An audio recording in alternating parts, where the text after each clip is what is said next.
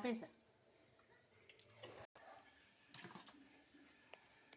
చేస్తే పళ్ళు పొడి పొడిగా వస్తుంది.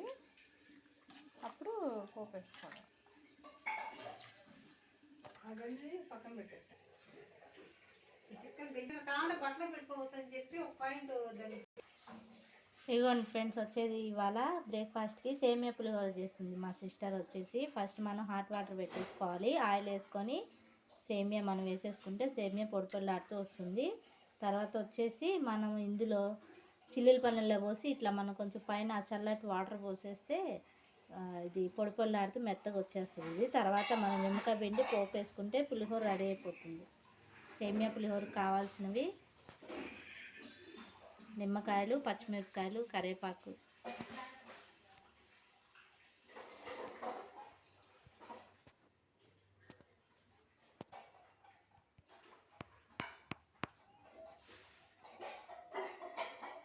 ఇదిగోండి పులిహోరకి పచ్చిమిరపకాయలు కట్ చేసి పెట్టేసుకోవాలి. అట్లనే వచ్చేసి నిమ్మకాయలు ఒక 5 పడతాయి.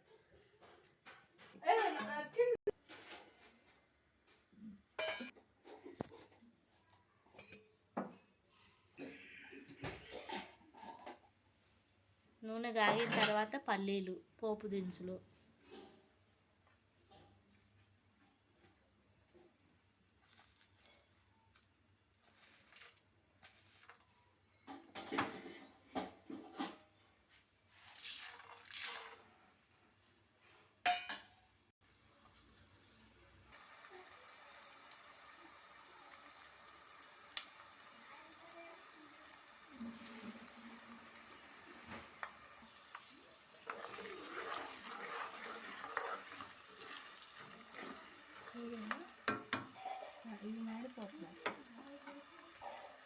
ఇందులో పసుపు కొంచెం వేసేసుకోవాలి.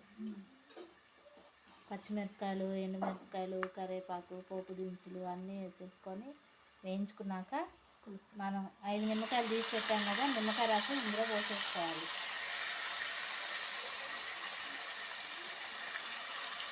చేదేం రాదు.